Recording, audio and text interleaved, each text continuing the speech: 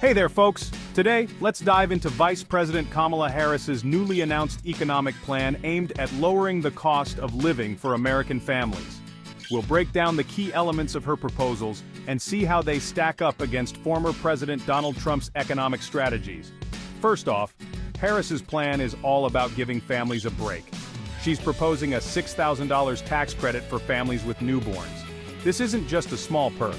It's designed to help cover the hefty expenses that come with having a baby. Think healthcare, childcare, and yes, even diapers. Harris is also looking to make homeownership more attainable.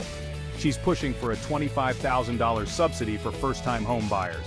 With rising housing costs being such a burden, this could be a game changer for many families dreaming of owning a home. Healthcare is another big focus. Harris wants to eliminate medical debt and cap prescription drug costs. Plus, she plans to extend subsidies for health insurance purchased through the Affordable Care Act. The goal? To make sure everyone has access to affordable quality care. But that's not all.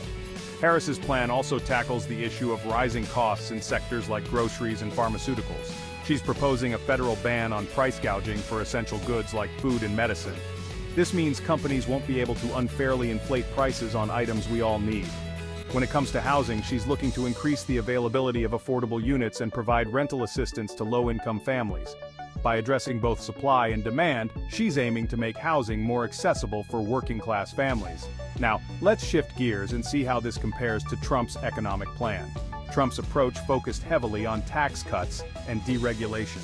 He argued that reducing taxes for businesses and individuals would spur economic growth and create jobs. Trump also aimed to cut down on regulations to make it easier for businesses to operate.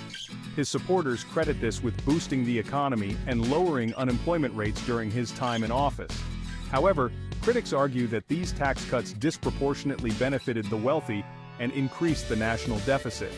They also point out that deregulation can sometimes lead to negative consequences such as environmental harm or reduced consumer protections.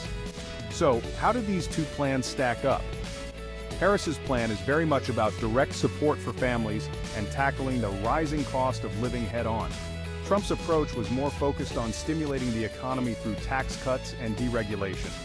Supporters of Harris's plan praise its focus on the middle and lower-income families and its potential to address income inequality. But critics are concerned about the feasibility of her proposals and the potential impact on national debt. Meanwhile, Trump's plan has its own set of supporters who believe in the power of tax cuts and deregulation to drive economic growth.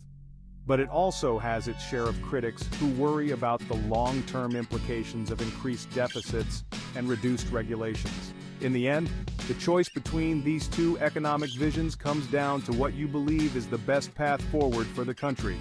Both plans have their strengths and weaknesses, and ultimately, it's up to voters to decide which direction they want to take. Thanks for tuning in, folks. Don't forget to hit that like button, subscribe, and leave your thoughts in the comments below.